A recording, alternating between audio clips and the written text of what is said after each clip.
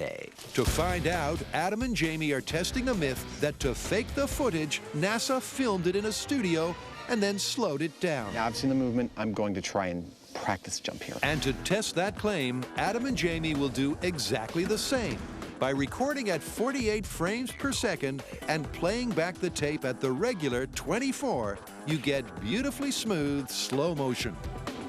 All right, do the run. With this effect, Adam's movements do have a certain weightless quality. But to be sure if it's the technique NASA used, we have to simulate 1/6 gravity, repeat the 3 actions, and then compare the footage. Now it's time to break out the gravity rig. Now this was put together for us, purpose-built by Trapeze World.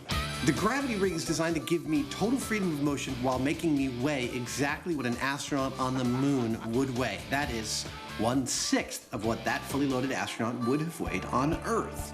Well, the other thing left is to put on the suit and really try this. Now, I know before you write to complain that this suit's a replica, that it's not pressurized, that I'm not doing this in a vacuum or with real moon dust around. I know. What we were trying to look at here is purely about the movement and gesture of the astronauts.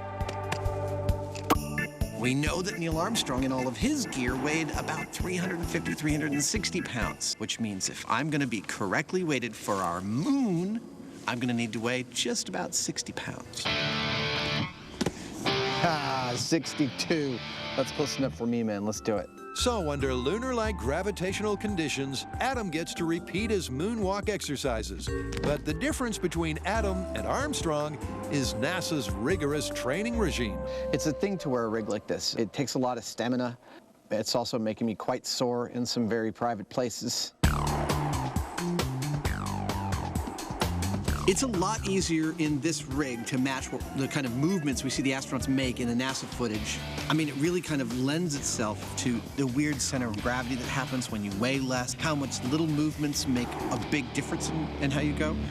I feel like this is looking really close to what NASA shows on the moon. Adam's right. On first viewing, it does appear to be a closer match. But at Mission Control, the evidence is far from clear-cut. If you take a close look at the slow-motion skip, Adam's efforts to get the correct height and distance means his helmet is jerking around in a distinctly Earth-like fashion.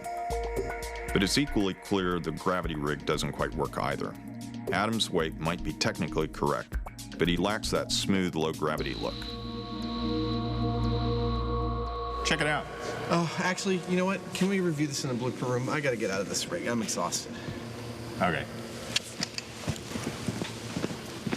Big baby. Back at HQ, the guys settled in to review the footage in detail. The lower right is much better, but it's not even close. But just like Sir Mick, they still can't get no satisfaction. Well, the slowed down frame rate doesn't match the NASA footage. No. The gravity rig, it's better, but I'd still have to say it doesn't nail it. Yeah, neither of them are there. I wish that we could somehow get ourselves into a moon's gravity environment. Then I'd feel comfortable calling this one. That can be arranged. Really? Yeah, there's a company called Zero G, which offers the only FAA-approved weightless experience, and they do moon gravity as well. That is fantastic. Let's suit up and get out there. Okay.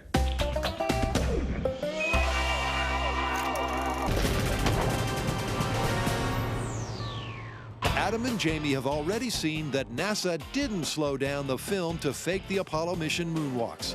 But to conclusively confirm that the footage was shot in 1/6 gravity, they decided they had to experience the real thing. And here at Zero G in Florida, they get to do just that. Well, in order for us to do this accurately, we need to be properly weighted. Since Zero G is providing us with the moon's gravity, 1/6 Earth's gravity, I need to have the exact amount of equipment weight on me that the original Apollo astronauts had on the moon. And that's about 180 pounds of stuff. And it's uncomfortable. It's time for the pre-flight briefing with in-flight info from Zero G's Elizabeth Underwood. Elizabeth, now that we're just about to go on, I want to know, how good a simulation of zero gravity is this? It's not a simulation at all. It is the real deal. It's the exact same technique that NASA's been using to train their astronauts for the last 50 years. And it works like this. A series of parabolic arcs will give the passengers the physical sensation of weightlessness. And just for us, the pilot will adjust the angle of the parabola, making the microgravity in the cabin an exact match to the moon's gravitational pull, which just leaves the guys to step up, strap in, take off, and suit up. I look good, right? It's good. I look damn good. So right now, I'm loaded up with an extra 180 pounds on my body. In a few minutes, we're gonna actually get to try this out in moon's gravity, and I gotta tell you, I can't wait. This is a heavy suit. Adam doesn't have to wait long because the guides soon have everyone into position for the first pass. And as G-Force 1 gently arcs into its dive, Ah, that feels cool. Adam and Jamie Oh, here it comes. know what it feels like to walk on the moon. Whoa. Wow.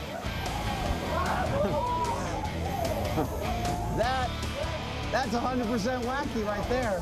Calibrated to match the moon's gravitational pull, the guys just get time to take it all in before the call goes out to hit the deck. Because as the plane begins to pull out of the dive, the G-forces go into the positive. There is a cost to being weightless. The other end of the roller coaster, you've got almost twice Earth's gravity. That's kind of terrifying at first, isn't it? Yeah, it is. I've never experienced anything like that. It is really disconcerting to first weigh double your weight and then 1/6 your weight. In fact, at 1/6 my weight, I felt pretty much weightless. I felt like I could jump 10 feet in the air. This is a first, even for me. Now that the guys have their bearings, the testing can begin. Ready? Adam copies the same run and skip as before.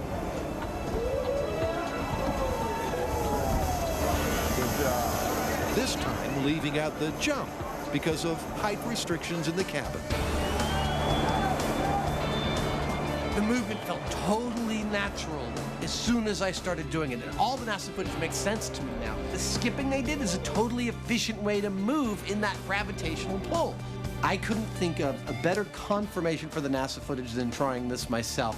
When Adam was walking or running, he was experiencing the exact same thing that Neil Armstrong would have on the moon. It was 1/6 Earth's gravity. Adam did a great job with the bungee cords. It looked pretty convincing, but being here on this plane in microgravity and watching him, it's totally different. Nothing really compares to what we saw here on this plane, so as far as I'm concerned, they went to the moon. Dude, that was awesome. We have been very thorough here. Yeah, you can't get much tidier than that. I mean, not only did we start out by replicating precisely the circumstances that theorists say were used to fake the moon footage, But we also put ourselves in a calibrated moon gravity environment. the theory that it's faked, busted. Busted.